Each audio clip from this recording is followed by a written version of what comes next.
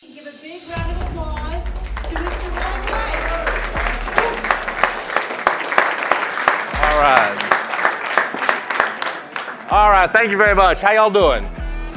I'm happy to be here. I'm excited to be here.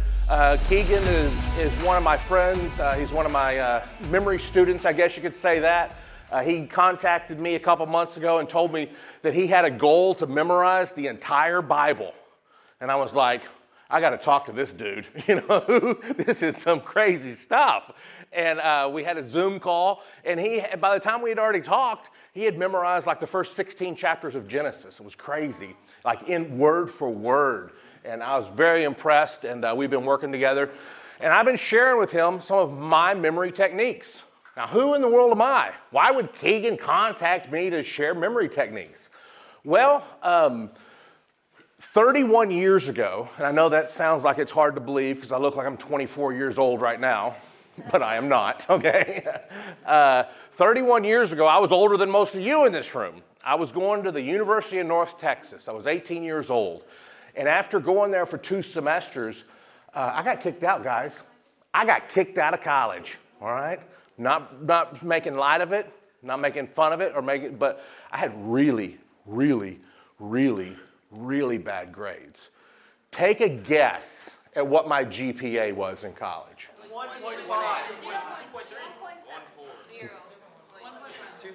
1.5, 2.7. It was lower than everyone has said except one girl got close. Y'all are right around there. It was a 0.9 GPA. Woo! And now, here I am 31 years later. Yesterday I talked to a group of students on how they can train their brain and their mind. And now here I am. How crazy is that a guy 31 years later, after he got kicked out of college for a 0.9 GPA, could be here talking about the brain and memory and learning? What does that illustrate? It illustrates 2 things. Number one mistake, one error, one goof up, one lack of effort does not define you for your entire life, okay? That's the first lesson that you can take from that. Maybe you've made some mistakes, maybe you've goofed up, maybe you've done some things you didn't want to. Well, guess what? So am I. But it didn't define me. The second thing that teaches us right there is that what I'm about to share with you is not a natural ability. I don't have a natural gift for memory that you don't have. My memory is equal to everybody in this room. You're all equal to me. I have nothing special. Now, with that said, in 2009, in New York, they shuffled up a deck of cards and they set the deck of cards down on the table in front of me. And they said, go. And when they said go, I picked up the cards, I looked through them as fast as I could, and I set them back down. 1 minute and 27 seconds went by.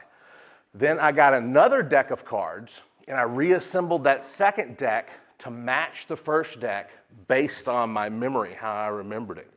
Then I said, okay, I got it. They flipped them over. It was a perfect match. 1 minute and 27 seconds was the fastest ever in the United States. That record stood for 2 years. And then a freak of nature came along, destroyed my record. My record was 1 minute and 27 seconds. The current record is 19 seconds. Mine was impressive too. But I'm not going to get this record back, all right? That's pretty crazy. What's your name? Devin. Devin, yes, sir. What was the record before you The record before mine was 1 minute and 40. So I broke it by 13 seconds. There was a guy named Joshua Foer. He wrote a book. Maybe some of you have heard of it. It's called Moonwalking with Einstein. It's actually a very popular book. Oh, you've read Moonwalking with Einstein? Okay.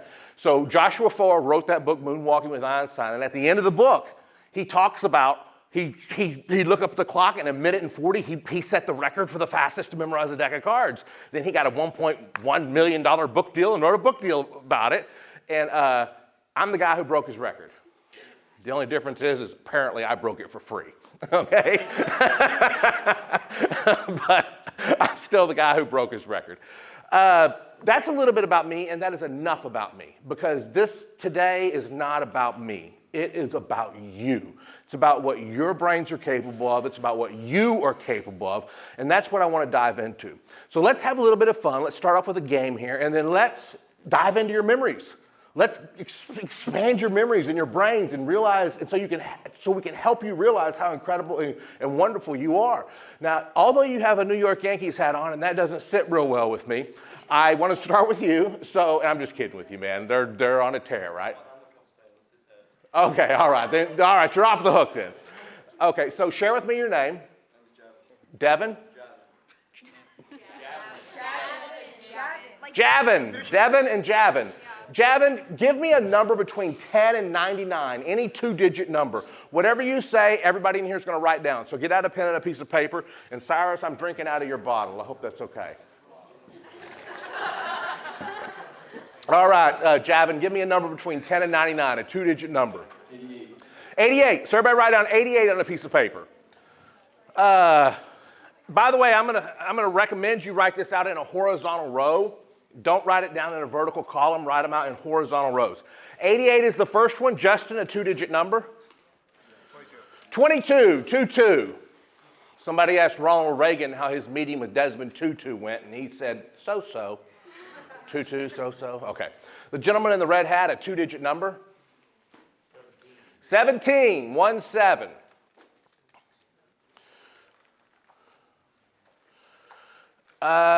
The gentleman right here, is it Ari? Yeah. A two-digit number? 43. 43. A two-digit number? 33. 33. Okay. A two-digit number right here? 11. 11. Okay. A two-digit number? 69. How about the lady back there in the back row? A two-digit number? 14. Okay.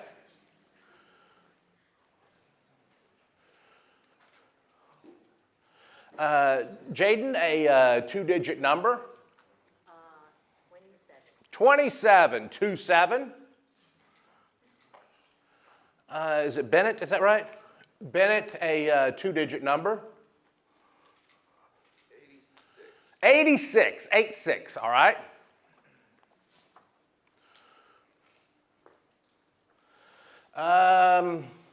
Let's see. How about right here, a two-digit number? 52. 52. Alyssa? Elisa? Is it Lisa? Alyssa? Alyssa. Alyssa, a two-digit number? 58. 58, okay.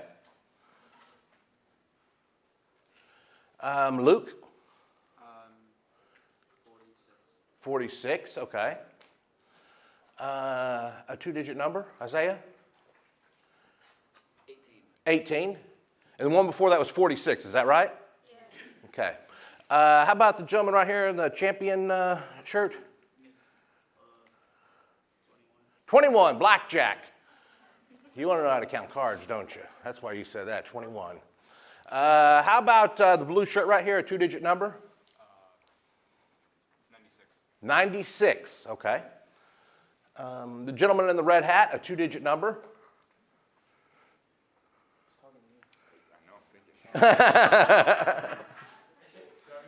74. 74, okay. A two-digit number? 81, okay. Cyrus, a two-digit number?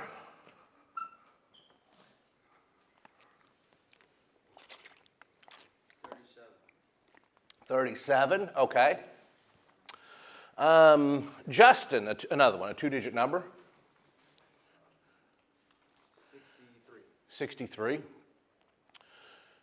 Y'all are doing very good, by the way. You are. I did this recently for a group, and I asked them for a two-digit number, and somebody said 7.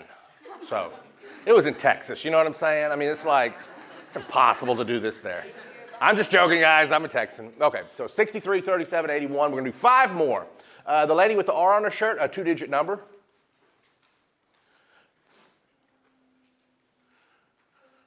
42, 42. Okay, we're gonna do 4 more. How about, how do you say that? Asia. Asia, okay, I like that name. Asia, how about a 2-digit number? 77, 77. Right here, a 2-digit number? 29, okay. The gentleman in the hat back here, the beard?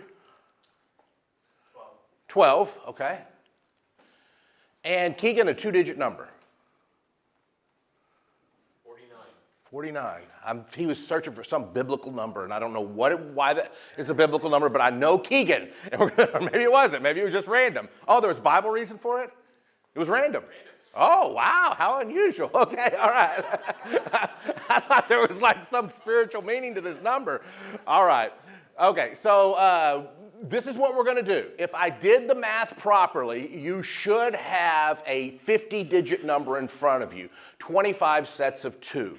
So what I'm going to do is I'm going to give you about 10 seconds, and what I would like for you to do in this next 10 seconds is I want you to look over this string of numbers, and I want you to memorize this string of numbers forwards and backwards in the correct order. I'm going to give you 10 seconds. How hard could it be, right? It should be pretty easy. And I think, yeah, in the right order. It's like if you're at a phone and you know all 10 digits, but you don't know them in the right order, you're going to be in a mess. Let me ask you this question. If I asked you right now not to look at those numbers, turn over your papers, but say them forwards and backwards from memory, how many of you in here would agree with me that it might be difficult for you to do that? Okay, all right. Keep this in mind. This should be a lot more difficult for me than you, right? You have had a chance to look at these numbers for the last 3 or 4 minutes. I haven't seen anything. You've had a chance to write them down. That helps the memory. I haven't written anything down. Yes, sir? But it seems like every time we say the numbers, you kind of look up and like take a snapshot in your brain and then like seclude that into an area of your brain so then you memorize it. Well, of course I'm memorizing it, and that's why I'm here. With that said, you got a chance to see it, and the eye is the strongest part of the memory, right? It is. There's been scientific studies on this. So they will put students in a room and they will flash pictures on a screen, a picture of a house, a picture of a car, a picture of a tree, a picture of a book, and then they will test to recall. Then they will do a different group with a different set of students and they will just flash words on a screen, not pictures. The group that saw the pictures remembers dramatically more. How many of you have ever said, I am so good with faces, I never forget a face, I just can't think of your name? It's because you saw the face. The mind remembers what it sees. You got a chance to see these numbers? I didn't. You got a chance to write them down? I didn't. You got a chance to review them? I didn't. I used the weakest part of the memory. It's the ear, but the best students are the best what? Let's see how I did just by listening. I don't always get this perfect, so if I mess up here or there, let me know. I have no problems with that, but I believe this number should be pretty close to 882217, and then after the 17, right? Okay. 882217, then 4333, and then 116914278652584618 8219674813763427772 9, and then after the 29 it is 29. What? Huh? What? You just repeated the last number. Yeah. I was just repeating the last one. 29, and then there's a pair of digits right there, and then 1 2. Is that right? So I've skipped 1. There, 1 2, and then I'm leaving off the last one. And the last one that I'm leaving off is Keegan's 4 9. Is that right?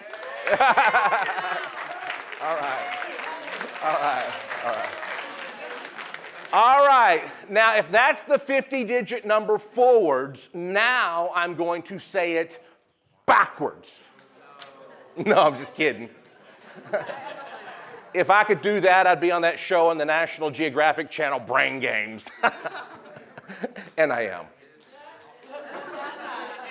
That number, going backwards, starting with the last digit, which was the 9 on 4 9, going backwards now, it is 94, and then 21927436741234769872419333471288. Is that right? All right. All right. All right. All right.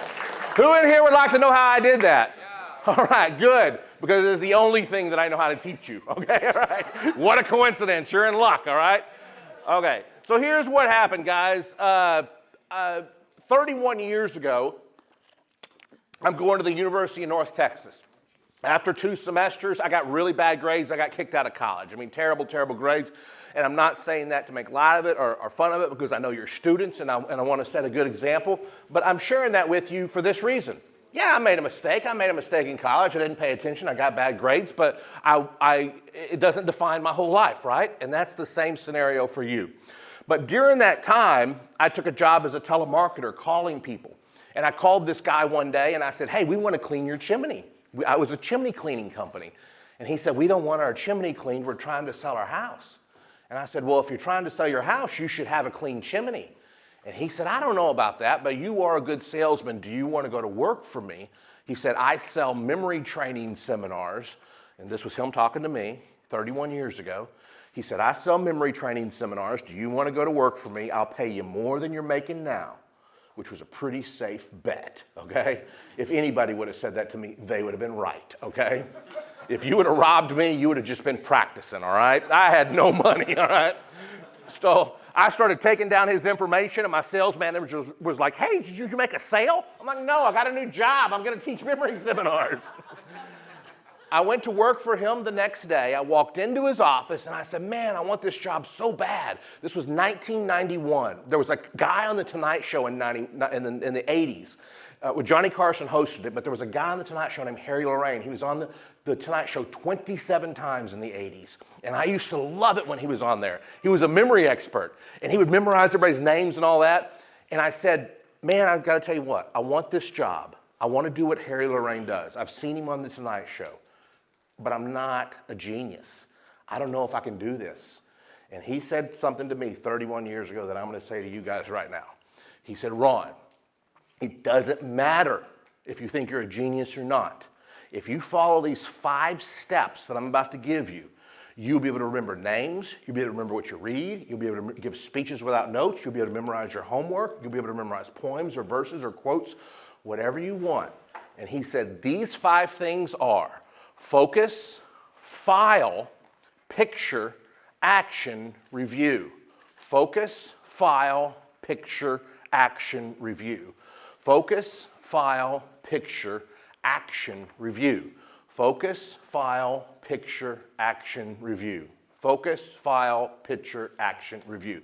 You say them with me. What are they? Focus, file, picture, action, review. All right. Number 1, focus.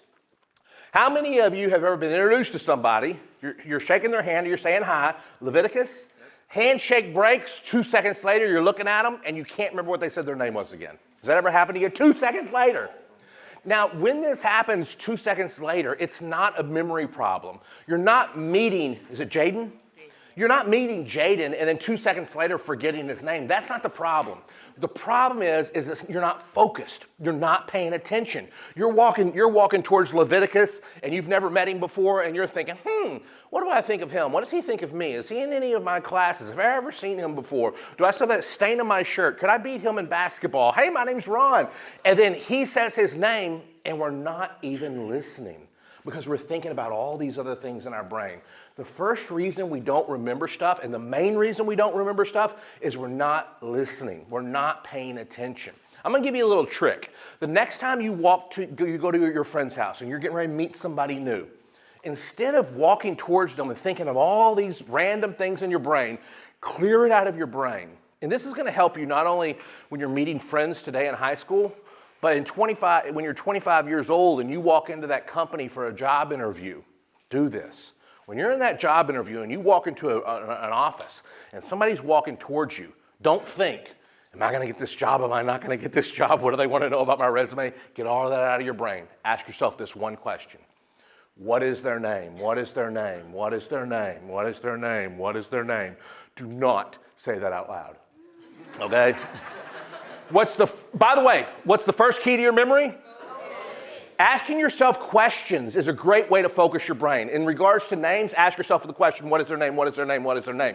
But another way to focus your brain, by the way, you can also do this when you're studying.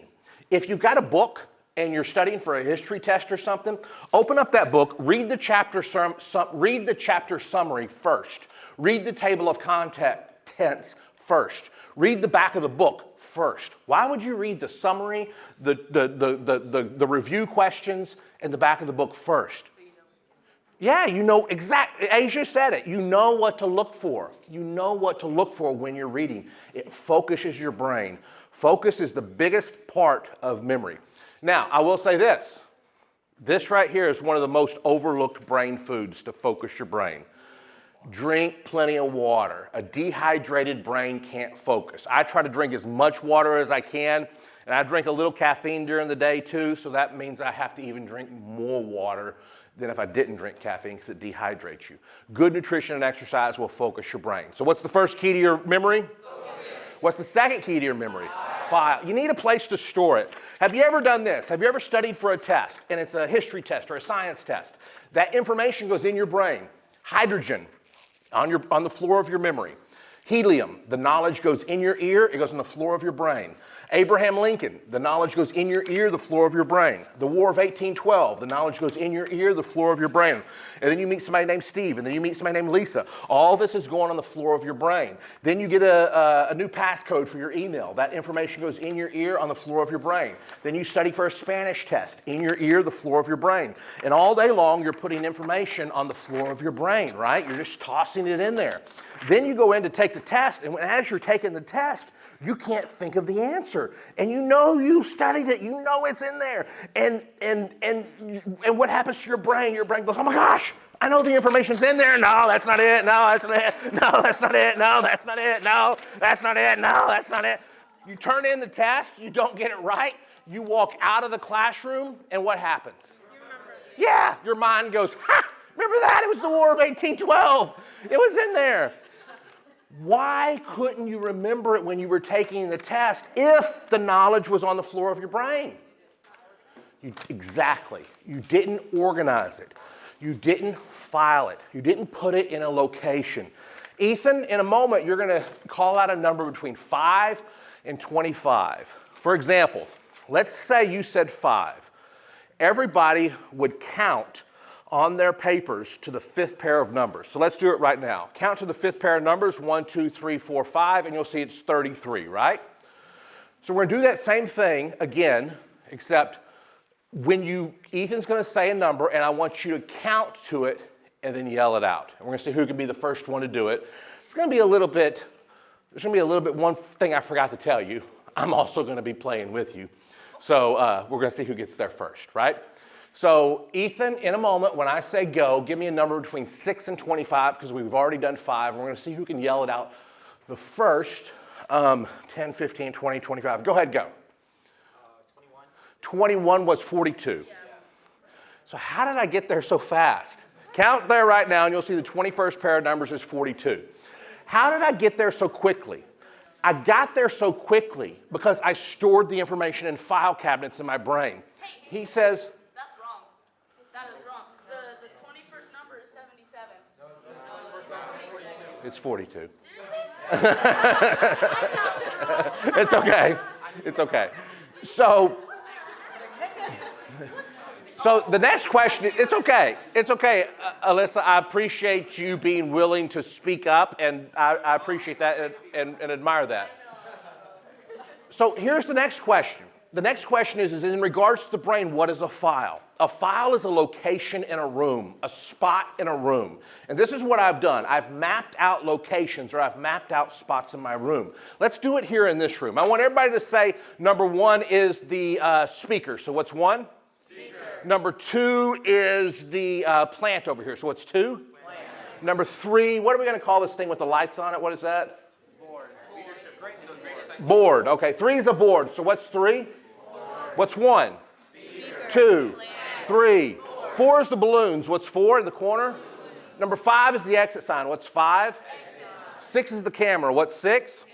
7 is the chandelier. So what are lights? So 7 is lights. What's 7? 8 is the window. So what's 8? 9 is the column. So what's 9? And 10 is the TV. So what's 10? So let's say them again. 1, 2, 3, 4, 5, 6, 7, 8, 9, and 10. Let's say them backwards. 10, 9, 8, 7, 6, 5, 4, 3, 2, 1. What you want to do eventually is not number 10 or 15 spots in a hotel such as this. What you want to do to get the best benefit from this system is you want to have your house numbered. You want to have 10 pieces of furniture numbered in your living room, 10 in your kitchen, 10 in your bathroom. Probably 5 is better, 5 in each room in your house. But this is the foundations of the system. You have to be focused and you have to have what? The files or locations in a room. After you have the files and you're focused, then you take whatever you want to memorize and you turn it into a picture, something that you can see. So for the name Leviticus, I might see a pair of Levi's. For the name Sarah, I might see Sara Lee cupcakes. You know, that brand of cupcakes is what I like. Devin, I think I'm at a swimming pool and I'm diving, right? Devin, diving. Jaden, I think of jade, you know, the I don't know if it's a mineral or stone or what it is. Luke is Luke Skywalker. The number 11 for me is a goalpost because the goalpost looks like a number 11. Here's the point. Whatever you want to remember, you have to turn it into a picture. And then you store these pictures. You imagine these pictures just as Ethan suggested earlier that I was doing, and you're correct, I was doing that. I take the pictures and I store them in a location in my brain. Focused, you got to be files and you have to have pictures. And I'm going to show you what I mean by storing in my brain in 1 second. But let's talk about the last 2 first. What's the next one? Action. How many of you in here, you ever been in a car accident? All right, the gentleman with the camera back there, was it day or nighttime? Night. Who was driving? I was. Did you wreck into them or did they wreck into you? Okay, I'm not a cop. I'm just, wondering, okay. Do you remember what area of town it was in? Okay, and was everybody okay? Yeah. Okay. How many years ago? Almost 2 years. 2 years ago. So in the 2 years since then, I bet you've driven in the car 1,000 times. And I bet you can't tell me all the details of all those 1,000 times, right?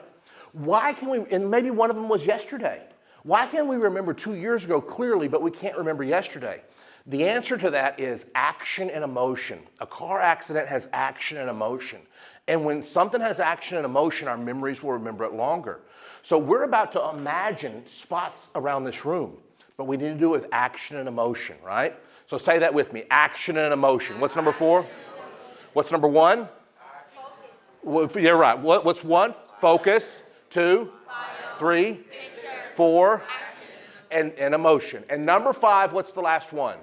You just got to go back and review. If you want to remember this long term, you got to go back and review. I'm going to give you a test. I'm going to give you 10 words and you're going to memorize them, okay? Let me ask you this. Number 1, are you focused? If you're focused, just say yes. Are you focused? Yes. Do you know the 10 spots in this room? If you do, just say yes. Yes. Let's say them together. 1, 2, 3, 4, 5, 6, 7, 8, 9, and 10. You're focused and you have files. Now I'm going to give you 10 words to memorize. Do not write these 10 words down. I want you to memorize them by imagining them around the room.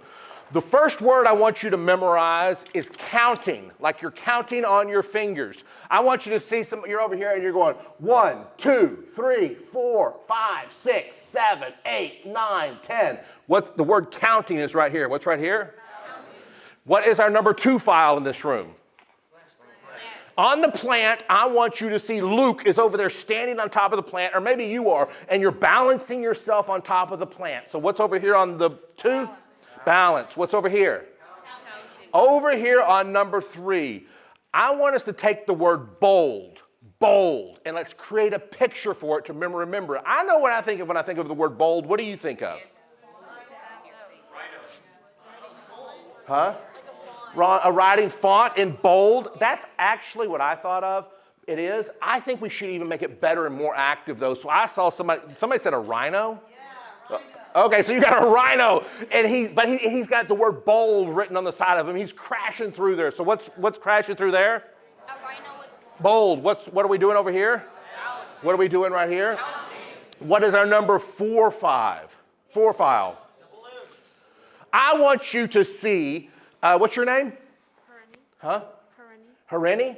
I want you to see Hareni's got a cape on, and she runs and takes off and flies over there and flies through the balloons with a cape on. What's over there on the balloons? Cape. Cape is, let's just say cape. What's on the balloons? Cape. What's on the board? What's over here? What's right here? On the next one, what's our next file? I want you to grab that exit sign and I want you to hold it, and I just want you to say, I love you, exit sign. You really care about that exit sign. Care. What is on the exit sign up there? Care. What is on the balloons?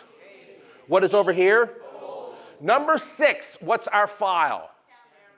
I want you to imagine everybody takes all the quarters, nickels, dimes, all the change out of your pockets, and you walk over here to the camera, and you put it at the top, and it flies out like a slot machine. So what are we putting in there?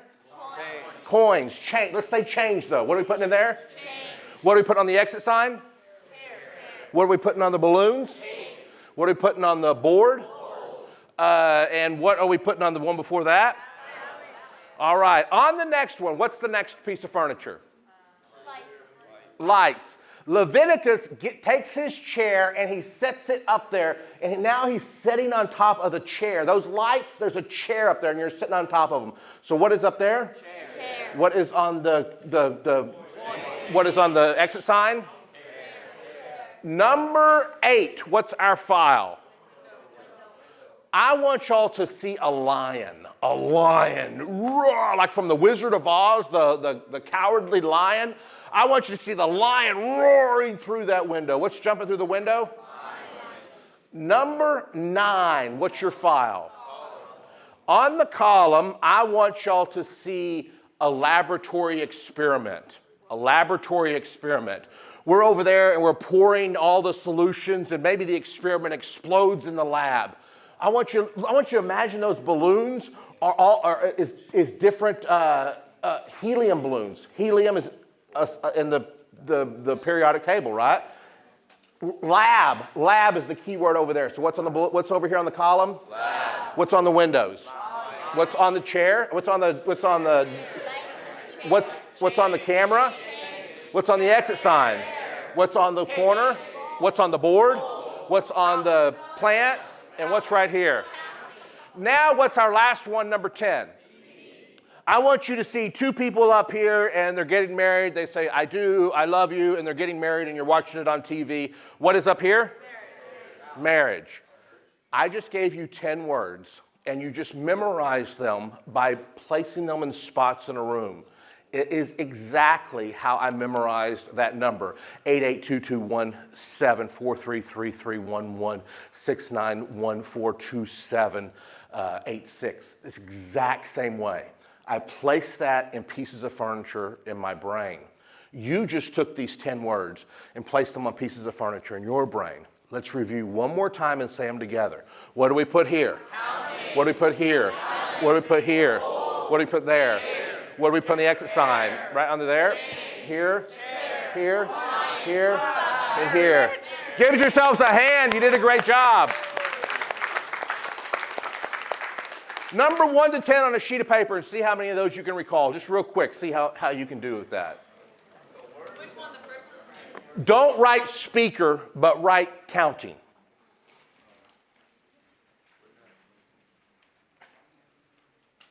Who thinks they got all 10 of them? Who wants to say it? All right, Elisa, go ahead and say them out loud for us. Counting, balance, fold, cake, chair, change, chair, line, lab, marriage. Very good, very good. Everybody stand up for me, please. Point to the top of your head and say number 1 is top. What's 1? Top. Point to your nose, say number 2 is nose. What's 2? What's 1? Top. 2. Nose. 3 is your mouth. What's 3? Mouth. 4 is your ribs. What's 4? Ribs. 5 is your liver. What's 5? Liver. Let's start over. What's 1? Top. 2. Nose. 3. Mouth. 4. Ribs. 5. Liver. Number 6 is your hip joint. We're just going to say hip. So what's 6? Hips. Number 7 is your kneecap. We're going to say knee. What's 7? Knee. So what's 1? Top. 2. Nose. 3. Mouth. 4. Ribs. 5. Liver. 6. Hips. 7. Knee. Number 8 is there's 2 bones down here. Anybody know what they're called? Tibula and fibula. We got a doctor in the house. Number 8 is our fibula. So what's 8? Fibula. Number 9 is the bottom of our foot. We're going to call it bottom. So what's 9? Bottom. And 10 is the ground, but we're going to call it the sand. What's 10? Sand. Let's say them with me. What's 1? Top. 2. Nose. 3. Mouth. 4. Ribs. 5. Liver. 6. Hips. 7. Knee. 8. Fibula. 9. Top. And 10. Sand. Now backwards. 10. Sand. 9. Bottom. 8. Fibula. 7. Knee. 6. Hips. 5. 4. 3. 2. 1. Okay, everybody have a seat. Now, this is what we're going to do. You can use, when you leave here and you're at home next week, you're not going to have this room with you, right? Right? You're not going to have it with you. But you are going to have your body with you, okay? So I want you to use your body to memorize stuff just as you used this room. Let's test it out and see if it works just as well as this room did. I think it is. I got a list over here, and we're gonna do it. On the top of your head, what's number 1? I want you to see a compass on the top of your head, and it's pointing north or south or east or west. A compass on the top of your head. Y'all can pretend like I have a compass on the top of my head, and that's why it's worn off all the hair, right? It's pointing in all directions, tears out a piece of hair every time it points a direction. What's on the top of the head? What is our number 2 on our body? I want y'all to see a computer on your nose. I want you to see a computer on your nose, and you're typing on your nose. So what's on your nose? Computer. What's on the top of your head? Number 3. What's your number 3? I want y'all to see you're making crafts. You're making crafts like arts and crafts. You open up your mouth, and a bunch of crafts fall out, like things that you've made. What's falling out of your mouth? Crafts. What's on the top of your head? What is on your nose? What is on your mouth? What's number 4? When I say the word creativity, what do you think of? Art?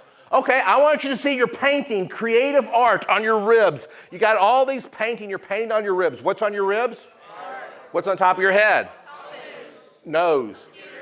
Mouth. Here. What's the number 5 on your body? When I say customer service, what do you think of? A waiter? A phone? I want you to see a waiter on the phone, right there on your liver, and he's saying, "Hey, how can I help you?" Customer service. What's on your liver? Let's say the word customer service. What's here? What's on top of our head? Nose, mouth, ribs, liver. What is the next one? We're halfway there. I want you to see, when I say the word dedication, what do you think of? Dead. That's what I thought of too. I didn't want to be morbid, but that's what I think of. I want you to see a tree and it falls over and it's dead right there on your hip joint. A dead tree. What's on your hip joint? What's up here? What's here? What's here? What's here? What's here? What's here? A dead tree. On, what's the next one? Look right there, and I want you to see a light bulb, and it's lighting up, and you're like, I got an idea. It's delight. What's right here? Light. Right here on your fibula, I want you to see, when I say the word dependability, what do you think of? Your parents? I want you can see, I want you to look at your fibula and put the word dependability right there. It could be your parents. It could be a belt, you depend on your belt, right, to keep your clothes tight or whatever. Parents, dependability. You are depending on your legs. What's right here? What's on your kneecap? What's on your hip joint? What's right here? What's right here? What's right here? What's right here? What's the top of your head? What was on our knee, on our leg right here? I want you to imagine you're putting on a pair of shoes and you don't like them. You put on another pair of shoes, you don't like those. You put on another pair of shoes, you don't like those. And you keep diversifying. You keep diversifying in different shoes, putting on different shoes. Say the word with me, diversify. What is it? You keep trying on different shoes. What's on your feet? What's the ground? What's the last one right there? I want y'all to see there somebody laughing. Somebody laughing. Look at that. Look at that. I love that carpet. That's so wonderful. I love that. They're laughing. What is on the carpet? I just gave you 10 words on your body. Let's say them together. What's 1, 2, 3, 4, 5, 6, 7, 8, 9, and 10. Now, what did we just do? This is crazy. Keegan, Dr. Andrea, where did you get this guy? This is nuts. This makes no sense. What are we doing? I don't understand what's going on. I'll tell you what's going on. Turn the page in your book. You're right now, you're on the Memory Palace page. Turn 1, 2, 3, 4 pages to the part where it says Discovery, and then there is a compass on it, right? Go to the page that looks like this. Now, let's pretend we're in a class. What is it? Page 56. Now pretend we're in a class and the teacher says, hey guys, here is a list of words and I want you to memorize this list of words. The average student would panic. Oh my gosh, you want me to memorize this entire list? How am I going to do that? You guys think, no problem. I got it. Easy. Why is it easy for you? Because you know that to remember anything, you just map it out around a room, right? You turn it into a picture and you imagine it around the room. What did we have right here? Counting. What's the first word? Accountability. What do we have right here? What's the second word? What do we have over there? What's the next word? Bold. The words are right here. What is on the balloons? What's the next word? What do we have on the exit sign? What's the word? What do we have on the camera? What's the word? What do we have up here? What's the word? What do we have over here? What's the word? What do we have over here? What's the word? Collab, lab. What do we have right here? What's the word? What do we have on the top of your head? What's the word? What do we have on your nose? What's the word? Now, I skipped this next one, courage, because we had already done it. We only need to memorize each one once, I thought. What's the next one? Craftsmanship. What was on your ribs? What's the word? Creativity. What's the next one? What's the next one? Yeah, dedication. Dead tree for what? What was on your kneecap? For what was on your fibula? Dependability. What were we doing by trying on different shoes? Diversify. And then I jumped over, that next column looked like a duplicate column, so I jumped over to humor in the third column, right? Humor on the ground right there. So you just took 20 of these words and you just memorized 20 of these words. Let's not look at our paper. Let's not look at our paper, but let's see if we can say those words by seeing the pictures. What is the first word that's in our brain? Here. Here. Here. On the exit sign. Here. Here. Here. Lion form. Let's say the word. What's the word? Courage. What's here? What's here? What's here? Here. Competence. Here. Here. Creativity. Here. Here. Here. Here. Here. And humor. Give yourselves a hand, all right? All right. You just took 20 words in your book here that you want to memorize, 10 character qualities, 10 traits of people, and you have memorized them. So when you return from this week and you go back to your family and they say, what did you learn this week? You say, well, I learned 20 words or maybe even more. We're going to do more, maybe more this afternoon. Do you want them forwards or backwards, right?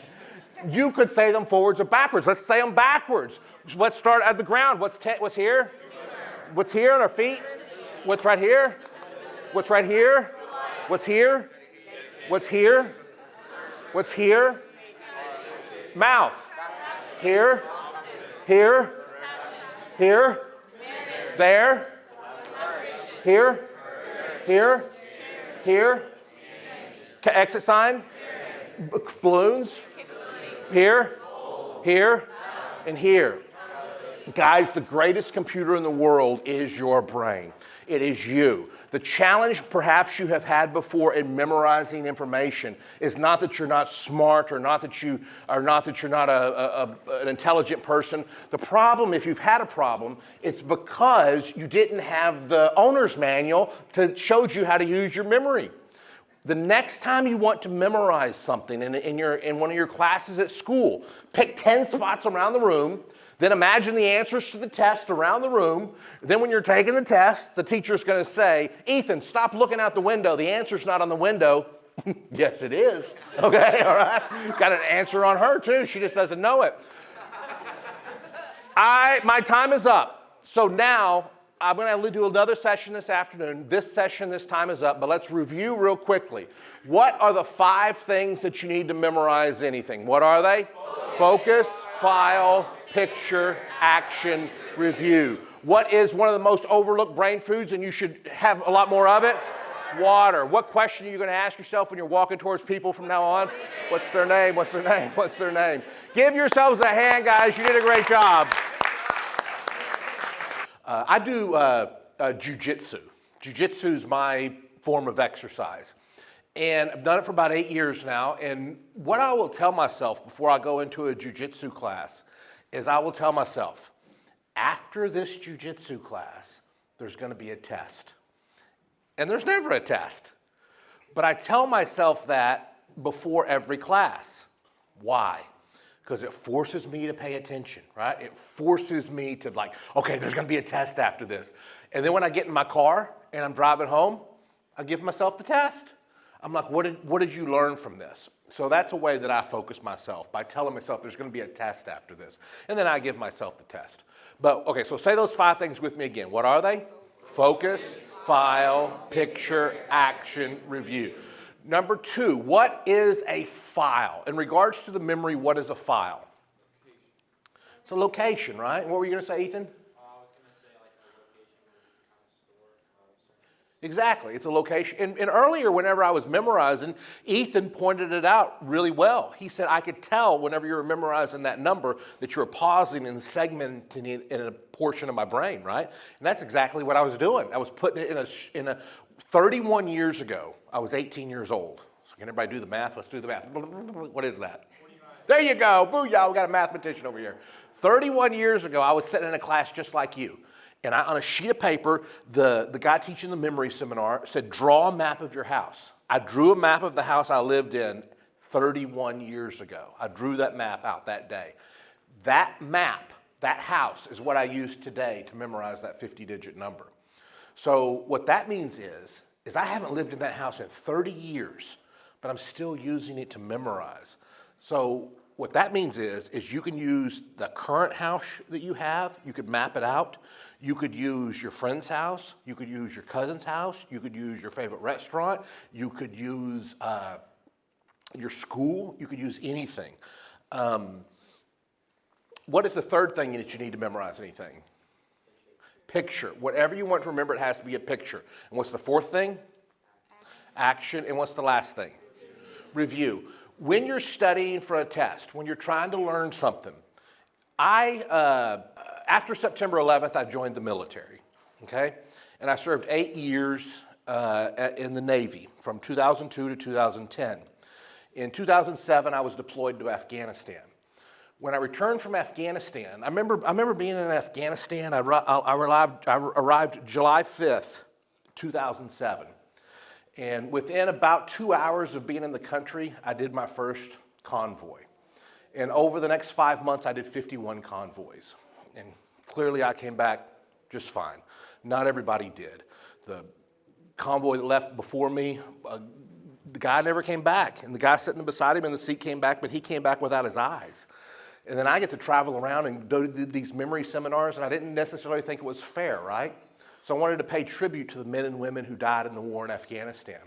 So what I did is I numbered 2,400 pieces of furniture. 2,400 pieces of furniture. My house, my friend's house, my mom's house, my cousin's house, my favorite restaurant. 2,400 pieces of furniture. Then I took the names of everybody who died in the war in Afghanistan and I printed them out and I put them in a binder, 2,401 of them. And I memorized them. Master Sergeant Evander Andrews, Specialist John Edmonds, Private First Class Christopher Stonecipher, Specialist John Edmonds, Machinist Mate Fireman Apprentice Bryant Davis, ET3 Benjamin Johnson. And I travel around the United States with this wall and I will write out everybody who died in the war in Afghanistan from memory. Now, why did I share with you that story? Because I wanted to illustrate that I used so many different houses and so many different buildings for that memory project. But I also wanted to bring up something else. I have to review. If you want to remember something long term, you have to review. So you memorize a list of words today. Before you memorize a new list of words, you always review what you learned the day before. Does that make sense? So let's review. What was the word that we attached right here? What do we attach over here? What do we have over here? What do we have in the corner? What do we have in the exit sign? What do we have in the camera? What do we have in the chair? And what was that? Charity, right? What did we have on the window? What do we have in the column? What do we have right here? What's on the top of our head? What's compass for what was it? Compassion. What was right here? Competence. What was on our mouth? Craftsmanship. What was on our ribs? Creativity, art. What was right here? Customer service. What was on our hips? Dedication, a dead tree dedication. What was on our knee? Delight. What was right here? Dependability. What was on our feet? Diversity. And what was right there? Well, yeah, that was 20 words. You remembered them 3 hours ago and you still got them. And you can say them forwards and backwards and by number. If you don't believe me, you can say it by number. What was number 10? It's right here. What was 5? It's on the exit sign. What was 6? It's on the camera. What was 3? It's on the board. What was 11? It's on top of your head. You just memorized 20 words and 3 hours later you can say them forwards, backwards, or by number. That's crazy, guys. Now, what could we use this for? This is a leadership. Y'all are leaders, right? Let's think about leaders. What is a really good, effective trait of a good leader? Now, there's a lot of them, but just say some of them with me. What do you think a good leader would be able to do? Just say a few with me. So, oh, boo! What'd you just say? Speak well. That's exactly what I wanted to talk about. Speak well. But what were you going to say? What's that? Empathetic. I think that's there. What else? Know their strengths and weaknesses. Yes, Ethan? Resilience. Exactly. What I wanted to talk about, though, was what Stephen said. Did you know that when you can stand up in front of a group of people and talk and present and not use any notes but look them all directly in the eye, you are going to be a more effective communicator and you're going to be a more effective leader. Now, how as leaders can we use memory training to be more effective communicators, right? What if we had to give a speech today on the character qualities of a good leader? What would we do? If you have to give a speech, you would write out, okay, these are the 10 things that I want to give. These are the 10 things that I want to talk about. Then you would take those 10 things, imagine them around your house, around your living room, and then you get up in front of the group and you talk about, hey guys, I want to talk to you today about how to be a good leader. And you're giving this speech, you're giving the presentation without using any notes. My dad passed away in January, and I gave his eulogy. And when I gave his eulogy, A couple days before, I wrote out everything that I wanted to say about my dad, the 15 or 20 things that I wanted to say about my dad. And then I took those 15 or 20 things and I imagined them around the room. This story, I want to tell this story. I want to talk about the time he did that. I want to tell this about his life. I want to talk about this. I want to talk about that. I want to talk about that. And then at his funeral, I gave his eulogy, the most important speech in my 31 years of giving speeches. No notes, looking everybody in the eye. You could do the same thing. You want to give a speech on leadership? You talk about the points all around this room. Then you get up in front of the group and you say, guys, my name is Justin. I want to talk to you today about 10 character qualities of an effective leader. The first character quality of an effective leader is that they are accountable. The second character quality is they're balanced in life, right? They're balanced. They're not leaning on one this way or this way. They're balanced. They are bold as leaders. They are capable as leaders. And when it comes to other people, they care about other people. And what do we have right here on the camera? Change. They're open to change. They're not stuck in the same routine. They're willing to change things. What do we have up here?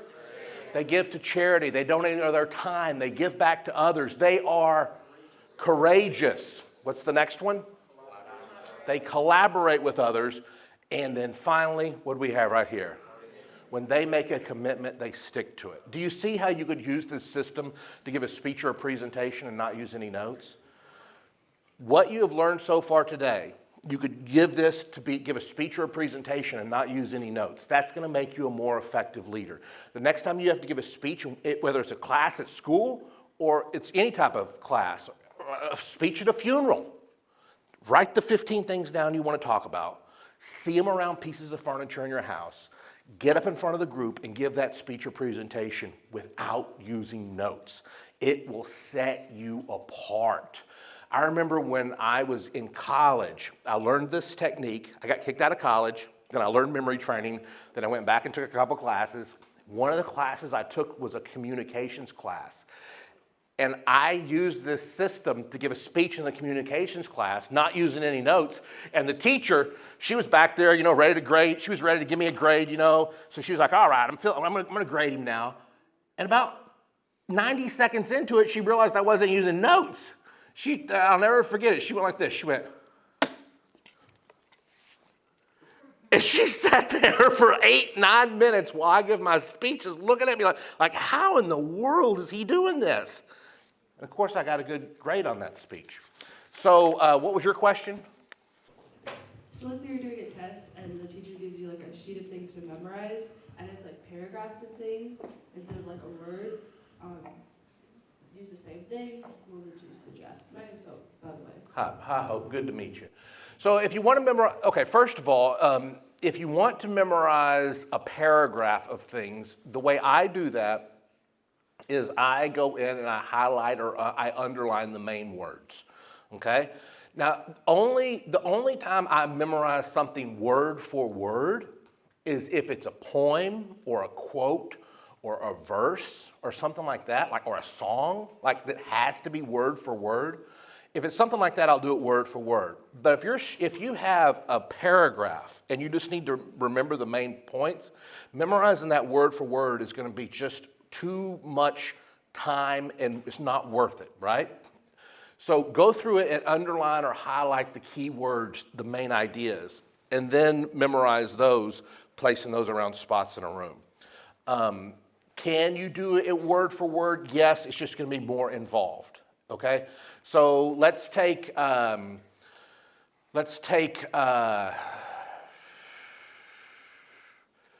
a poem, and here's the poem. The poem says this: when you get what you want in your struggle for self and the world makes you king for a day, just go to a mirror and look at yourself and see what that man has to say. For it is not your father, your mother, or your wife whose judgment upon you must pass, but the fellow's verdict who counts most in your life is the man looking back from the glass. Some people may say you're a square-shooting chum and call you a wonderful guy, but the man in the glass says you're only a bum if you can't look him straight in the eye. He's the one to please, never mind the rest, for he's with you clear up till the end. And you'll pass your most dangerous and difficult test if the man in the glass is your friend. You may fool the whole world down the pathway of years and get pats on your back as you pass, but your final reward will be heartache and tears if you've cheated the man in the glass. Now that's a poem, and it's saying the man in the glass is the only verdict in your life that counts most, and I don't think that's what the author means. I think he believes in a higher power and that kind of thing, but I think the message is true, that we should, it's a good message to the poem. I'm not going to get into dissecting that poem. How did I memorize it? When you get what you want in your struggle for self. On my first piece of furniture, I saw two people struggling with themselves. They're fighting with themselves. And then I looked at that piece of furniture. When you get what you want in your struggle for self. Oh, and the world makes you king for a day. I imagined a globe over here with a king's crown on it. And then I say the words, and the world makes you king for a day. When you get what you want in your struggle for self, and the world makes you king for the day. Can you memorize word for word with this? It's how Keegan is memorizing the Bible, word for word. You can, but with test, I don't think you need to. I think you just need to highlight the main words and do that. Let's do something. Open up your books. To any page that's if there's room on the page that you have for me, the Memory Palace, then do that. And I think that's probably where you're going to need to do it, because that's probably where you're going to need to do it. If you have room there, if you don't, maybe just use a different piece of paper. Draw a box in the remaining amount of space you have on that page, draw a box. However much space you have left on that page, draw a box to take up the entire room there.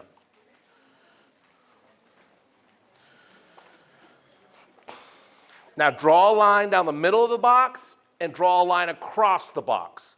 So draw a box, draw a line down the middle, and then draw a line across. It's going to look like this. Draw a box that looks like this.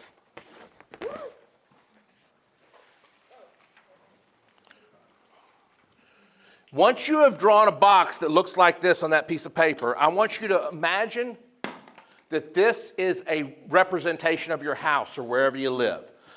Your house, your home, your condo, your apartment, wherever you live. I know you probably don't live in a home that has 4 equal boxes, but let's just kind of pretend like it is. You do. Or let's kind of pretend like this is a map of your house. If this was a map of your house and this is the front of your house right here, what room would this be? Well, if my house, it's not exactly like this, but this would be the bedroom. And kinda, not exactly, but kinda, the bathroom is right over here, so I'm gonna write bathroom. You write what room this would be and what room this would be. Not exactly, but if we went out of the bathroom, the living room is kinda over here, not exactly, but I'm gonna put LR for living room. And this right here is kinda the kitchen. My house kinda looks like this, or at least this area of town. I want you to do the same. I want you to map out your house right there. Now, after you have this done, I want you to look at the box in the top left-hand corner right here, and I want you to draw an X where the doorway is. If this was a map of my house, my doorway to my bedroom would be right here. So I'm going to draw an X where the doorway is.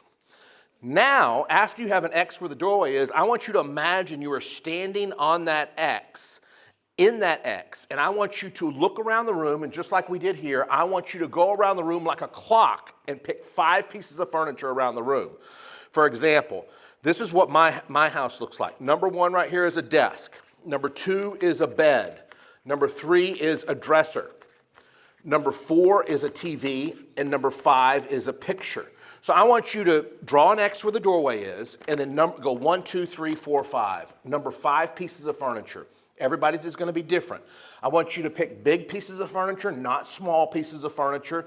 Things like the plant, the board, the balloons, the exit sign. You see how we spread them out around the room? You see how we picked big items, not small? In other words, we didn't say number 1 was Kleenex, number 2 was a marker, and number 3 was a notebook. We spread them out around the room, and we picked big items.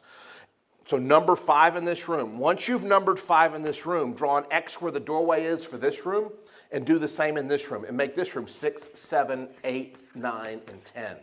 Once you've done that, go to this room, draw an X where the doorway is, and make this 11, 12, 13, 14, and 15. Once you have done that, now if you have more than one doorway, just pick one doorway. So just decide on one doorway. Draw an X. Why do you draw an X where the doorway is? Why do you think you do that? Just a starting point, right? It's just so you know where you're starting. 16, 17, 18, 19, and 20. What I'm asking you to do is pick 4 rooms in your house. Start in the doorway. Number 1 to 20. Number 20 pieces of furniture in your house. If you find this hard to do, you should spend more time at home. This should be like so easy. And this also, if you do this, and I hope you do, this exercise will change the way you learn. This is huge, huge. I did this 31 years ago, and using the same pieces of furniture I drew out 31 years ago, I just memorized a 50-digit number for you this morning, using that same furniture. I use this all the time.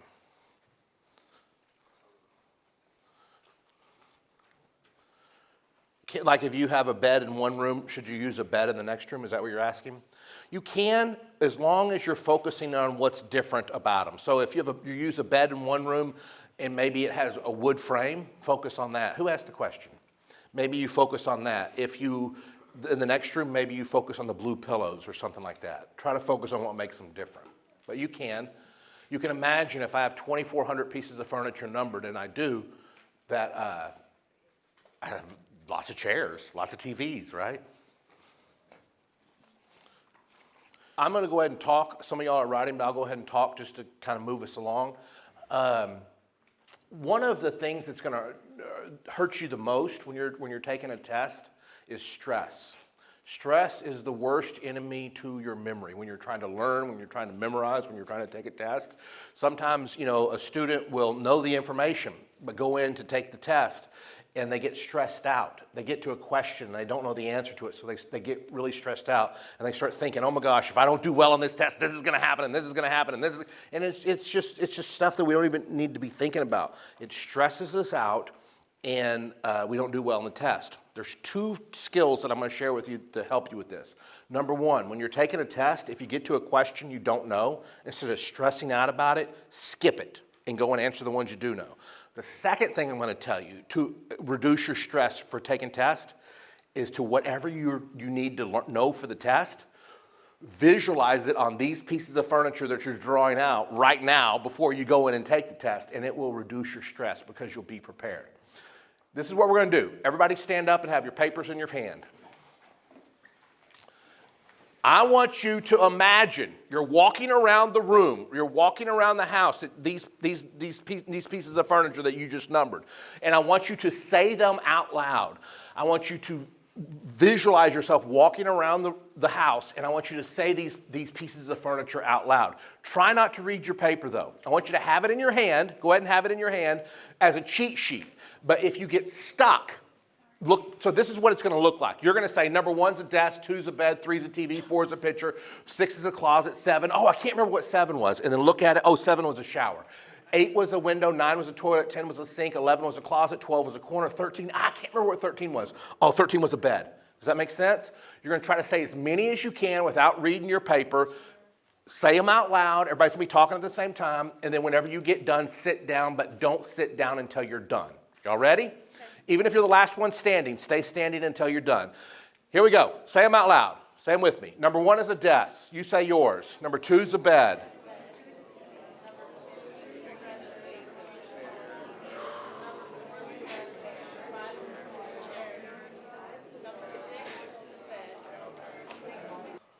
Everybody who's already done, stand up and let's start over and let's do it again. Here we go. Number 1 is a desk. Number 2 is a bed. Number 3 is a dresser. Number 4 is a TV. Number 5 is a picture. Number 6 is a closet.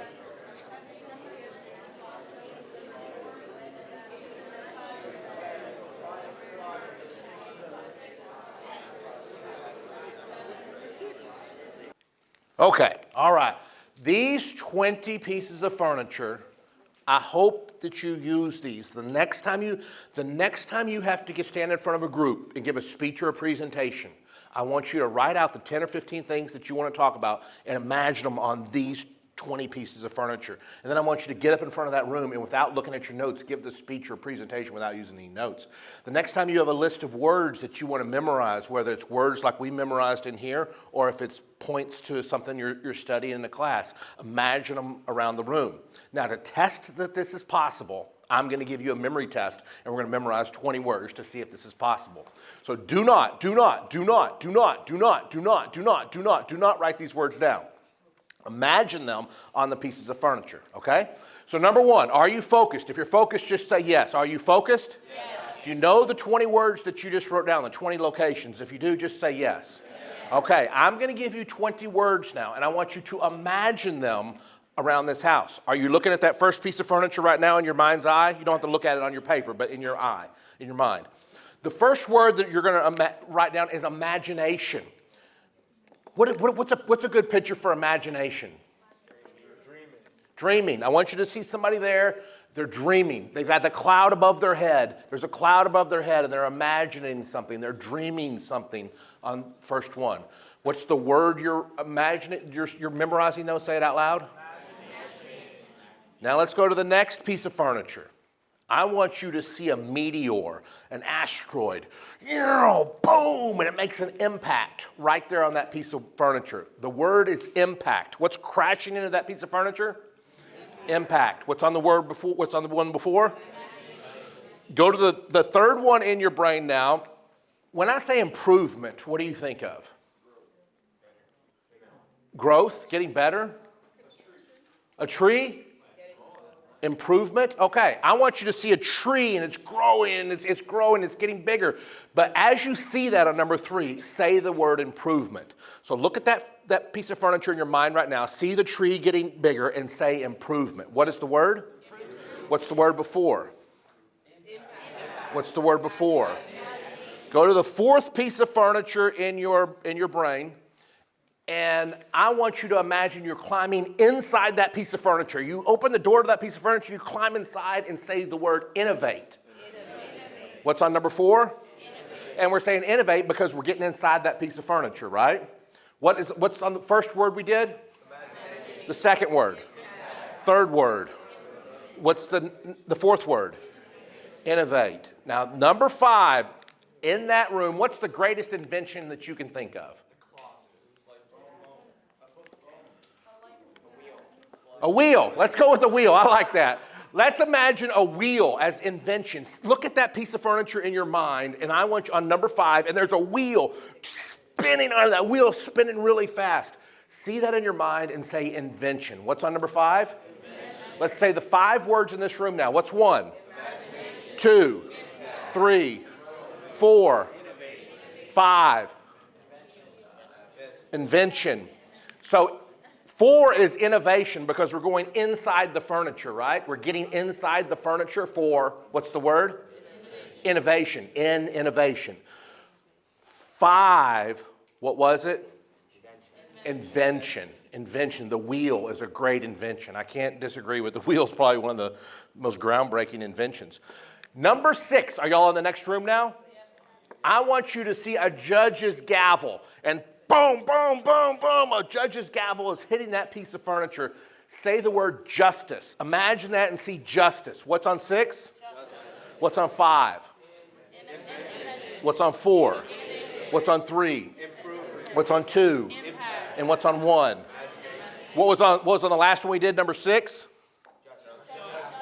I want you to see a nest, a bird's nest on number 7.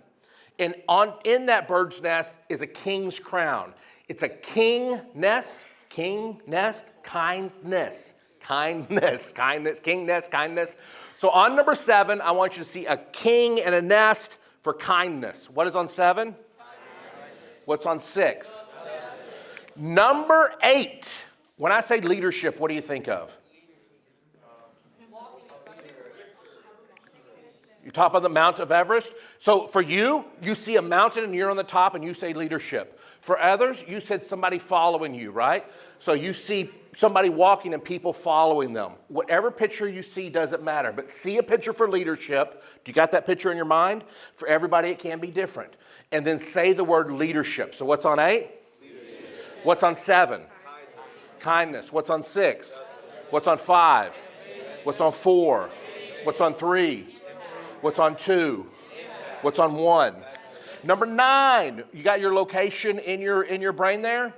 The word is learning. So let's see a bunch of books. Let's see a stack of books, and you're walking over there, and you're getting Think and Grow Rich off of there. You're getting all your favorite books.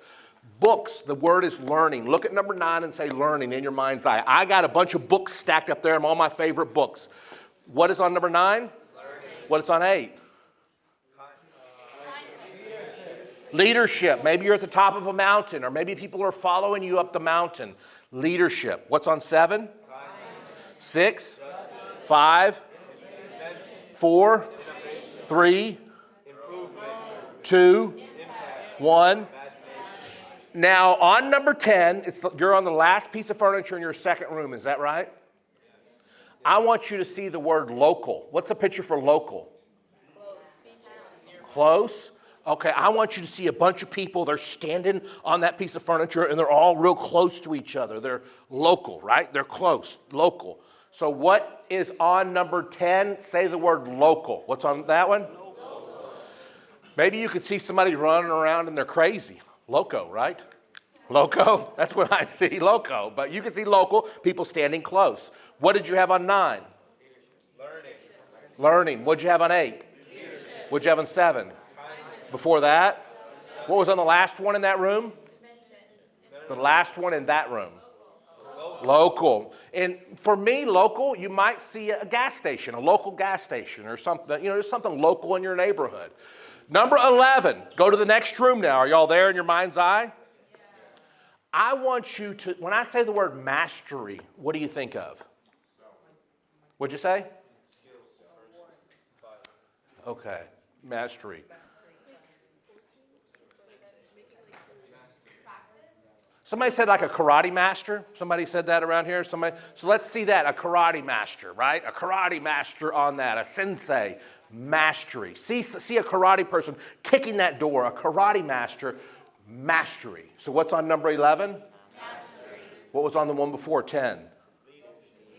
What was on 9? What was on local? What was on 9? What was on 8? What was on 7? We're just going to do 4 more, and we'll be at the end. On number 12, I want you to see a brain, and the word is mindfulness. I want you to see a brain on number 12, and the word is mindfulness. See a brain in a jar over there. Maybe you take the brain out of the jar, and you nail it to the wall. Be a crazy picture, wouldn't it? But that's going to help your imagination. Number 13, I want you to see, when I say the word originality, what do you think of?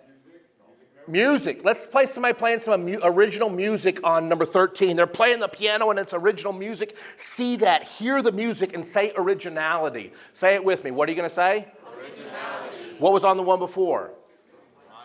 Mindfulness. What was on the one before? What was on the one before? What was on the one before? What was on the one before? What was on the one before? Before that? Before that? Before that? Before that? Before that? And before that. We're just going to do 2 more here. You're almost there. On number 14, I want you to see somebody shaking hands, and the word is a partnership. They're shaking hands in a partnership. See people shaking hands and say the word partnership. What's on number 14? Partnership. And the last one in that room, number 15, I want you to, when I say the word passion, what do you think of? Fire. I want you to see that piece of furniture burst into flames and it's on fire, and you see and say the word passion. Here's the key to this. You see the picture and then you say the word. Does that make sense? You see the picture of fire, but you don't say fire. You say passion, because you're programming your mind when you see that picture that you say passion. So what's on number 15? Passion. Now let's go back and let's say all 15 of these words. What's number 1? 2, 3, 4, 5, 6, 7, 8, 9, 10, 11, 12, 13, 14, and 15. passion. Give yourselves a hand. That's pretty awesome. Guys, that is really awesome. Today, in just the time that you have spent with me, we have taken 45 words out of this book right here. 45 of these, but these aren't just words, are they?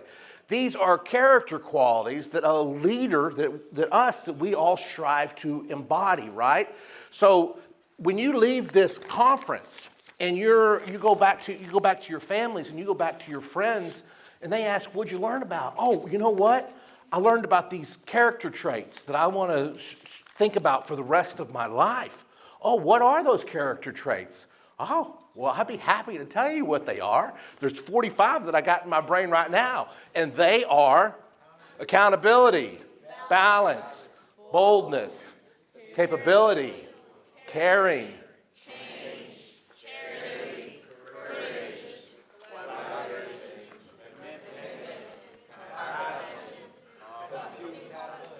competence, computer,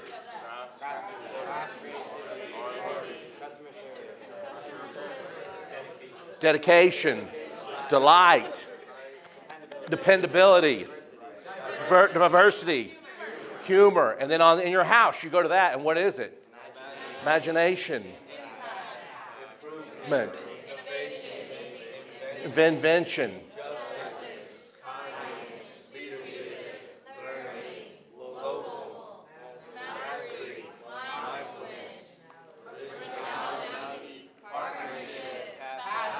booyah, baby, that's awesome. Isn't that awesome? Guys, see, this is where the difference between, I just got goosebumps when y'all did that. Why? I've been doing this 31 years. Why in the world would I get goosebumps? And I did, I literally got goosebumps when y'all just did that. And why did I just get goosebumps? Maybe it's because most of the time I speak for adults. You know, they're between, you know, when I say adults, you know, y'all, I don't mean to diminish anything, but you know what I'm saying, people in their career. I should say it that better way. You know, people from 25 to 70 years old. And I know they're going to use the techniques that I teach them to make more money in business, right? And that's why companies hire me, and I'm happy to do that. And, you know, it's wonderful. But I learned this at a different point in my life. I learned this at the point that you're at right now, 31 years ago at the age of 18. And I know how it's impacted my life. And I know that if you guys start doing this immediately, how it's going to impact yours. I can see right now you just memorized 45 words. And the difference between this and a conference that you would have went to last week maybe, and you didn't know this, you got some tangible stuff that you can take away. When you're trying to sleep at night, instead of counting sheep, instead of scrolling Facebook, close your eyes and say these 45 words, forwards and backwards until you fall asleep. Focus on something positive, and now you're able to do that because these are imprinted in your memory. By the way, if you are trying to study and you're trying to memorize, you can't be on your phone, and I know none of y'all are right now, I'm just saying in general, you can't be on your phone when you're trying to study. You have to be focused. So when you're trying to learn something, and I do this too, I turn off my cell phone, I turn off the TV, I get away from the computer, and I use something called the Pomodoro technique. And here's what the Pomodoro is, an Italian word. Does anybody know what it means? Tomato. Who said that? Right here, Dr. Jeff, the nutritionist. There you go. It means tomato. And it's called the Pomodoro technique because a lot of kitchen timers were shaped like tomatoes, right? So what the person who originated this technique is he set his timer that looked like a tomato for 20 minutes. Everybody can put their cell phone away for 20 minutes. Everybody can turn off their TV for 20 minutes. Everybody can not look at TikTok for 20 minutes. Everybody can do that. When you're studying, use the Pomodoro technique. Set that timer for 20 minutes. Put TikTok, put your phone, put your computer, put all that away, and study focused for 20 minutes. Then take a 5-minute break, check your cell phone, y'all probably don't have email, but check your cell phone, check TikTok or whatever, and then boom, go back to the Pomodoro technique. What is the first key to improving your memory? Say it with me. Focus. You can't focus if you're trying to multitask, being on the cell phones and all that other stuff. It's so important.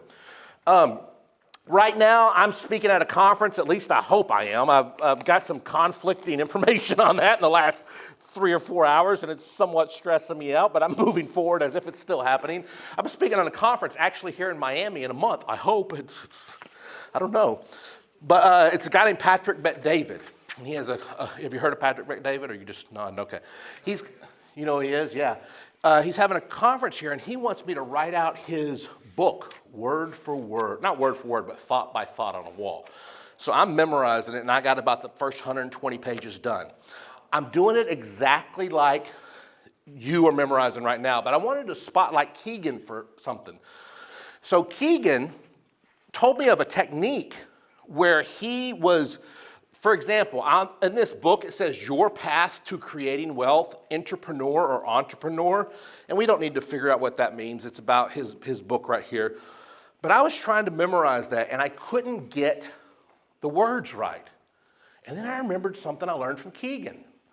Keegan takes the first letter of each word and writes them out. Your path to creating wealth, YPTCW. Entrepreneur or entrepreneur, IEO. And I looked at that over and over again. YTPCW, IEO. And then I turned away and I tried to say the sentence. Believe it or not, that has some benefit. That's working for me. Keegan memorized Bible verses that way, right? So I take this that I learned from Keegan, and I've been a memory expert and a 2-time USA memory champion, and I've held some records, and I learned that from Keegan, and it works. Now, I combine it, though, with the mind palace technique, okay? I don't just use that, I combine it. So what do? I see YPTCW, and then I imagine my friend Chris Widener for CW, and I imagine it over here. So I kind of modify it, and I still attach it to pieces of furniture, but I don't want to spotlight Keegan on that. My time is almost up, but who has some questions on memory? Questions on how to memorize anything? Yes? What do you do if you have to memorize things, but it's like more than the furniture that you have in your house? That's a good question. The first thing that I do when I'm memorizing something is I look at how much information there is. And then I estimate how many pieces of furniture that I'm going to need. And if I'm going to need more, then I construct more.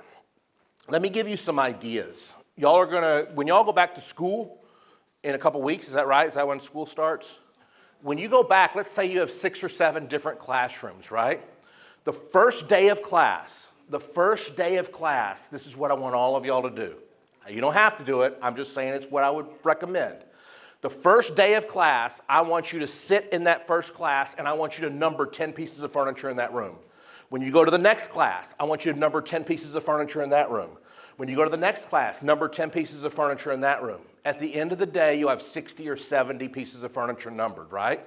You add that to the 20 you have right here, that's going to give you 70 or 80 pieces of furniture numbered. That's probably going to get you through most tests, but if it doesn't, just add more. But if on the first day of school, you could build 60 or 70 locations. I will give you one hint on this. If in one of your classrooms you make number 1 the speaker, and then you go to the next classroom and there's a speaker right there, don't select the speaker. Pick something different. So you might say door, right? Then the next class you go to, there's a door right there, don't pick the door. Pick something different. Pick the fire alarm. Does that make sense? But you could do that and pick 60 or 70 first day of school. Who has another question? Yes, Ethan? I have 2 questions. The first one is, how many rooms do you have? I have numbered 3,000 or 4,000 locations, but that's not necessary. I do that because of the memory demonstrations that I do. And how many furnitures do you have per room on average? Do you keep it consistent? I do try to keep it around 5, and here's why. If you want to learn the numbers quicker, it's easier if you have a set number in each room. If you have 5 in a room, you can learn what number 10 is just like that. For example, think back to your house right now. What's the 15th word in your house? Passion. What's the 10th word in your house? Local. What's the 5th word in your house? Invention. You see the magic of putting 5 in a room? You can learn the numbers very rapidly. And then one more question. What if the furniture changes or the room changes? What do you do? That's going to happen, but you remember it the way it was before. Don't change it in your mind. Keep it the way it was before. How long did it kind of take you to, I guess, become proficient at this technique when you first started out practicing it? Well, you know, we've just been here an hour and a half today, and y'all have already got 45 words. It doesn't take a lot of time to see some dramatic results. I don't know. I mean, a couple months or a year or so, I got more confident in the system. But just in a couple weeks, you can see a couple days, a couple hours. You've already memorized 45 words today. But I would say to a level of mastery and proficiency, it maybe took a couple years where I truly understood. But it doesn't have to take you a couple years. It took me that time because I was focused on building a business at the same time, a memory business. But you've seen dramatic results just in a couple hours today. In a couple hours or days or weeks, you could see great results if you focused on it. How do you focus on it? I have an Instagram. It's at Brain Athlete. So my Instagram is at Brain Athlete, like brain in your head, at Brain Athlete. At Brain Athlete is my Instagram. I have a YouTube channel. Just search my name on YouTube. You'll find it. I have 300 videos on how to memorize different stuff. So it'll give you a lot of training. Yes, did you have a question? So like what if, because I know some people can't see images like in their brain. Right. So what would your advice be about that? I'm not seeing crystal clear 3D images either, right? Whenever I say imagine the word caring over there on the exit sign, I don't literally see myself hugging it. It's more of an impression, right? Like more of an idea. When I see a lab over here, an experiment, I don't see a crystal clear image. It's more of an impression. So that is true that people have less degrees with it. But to those people, I would say, well, do you dream? If you have dreams, you're seeing images, right? So we all, to a certain extent, can, but to different degrees. And I'm not seeing crystal clear 3D images either. Was there another question over here? Do you ever use the same room or building for multiple different things that you try to memorize, or is that too confusing? No, I certainly do. So here's what I would say to you. Let's say you memorized the 45 words from this conference today, right? You've got those 45 words down. Now let's say you have a speech that you want to give, right? You have a speech you want to give tomorrow. You could use those same 45 locations because they're so different than the 45 words, right? But you asked me the question, right? So, but now let's say this, Stephen. Let's say that you wanted to memorize 45 more words that were really similar to these words.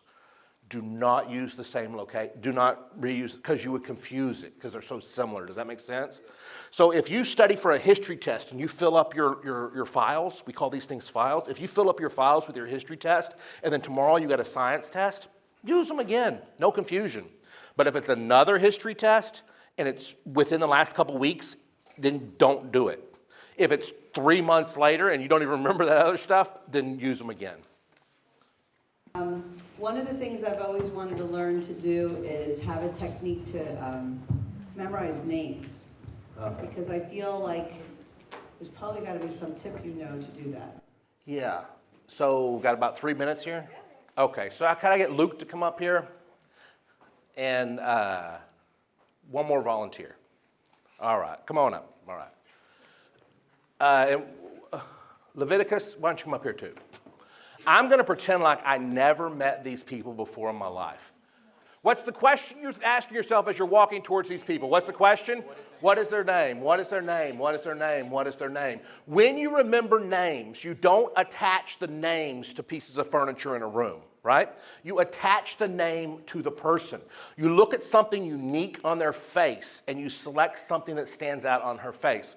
Her eyes, maybe her eyelashes, maybe her eyebrows. We're going to pick out distinctive features on these guys' faces, and we're not going to make fun of them, but we're going to pick out distinctive features. What stands out to you on this guy? His hair, his eyes, his nose, his mouth, his lips, his chin. Hair, I agree too. So I focus in on this part of his hair when I'm trying to remember his name. So now I'm walking towards him, and I'm like, what is his name? What is his name? Now I'm like, hair, hair, hair, hair, hair. Hey, my name's Ron, and your name? Luke. Boom, immediately. Shoo! Luke Skywalker slicing his hair down right there, right? Now I'm walking towards this guy. What's his name now? What am I thinking about him? What's the distinguishing feature? Eyes, eyes, eyes, eyes, eyes. Hi, my name's Ron. What's your name? Jaden, boom, I think of a jade, a gemstone, right? A jade, and I put it on his eyes, a jade on his eyes. Then as I'm walking towards the next guy, I take a look back and I review. What am I reviewing right here? What am I reviewing right here? I'm walking towards him. What stands out to me on his face?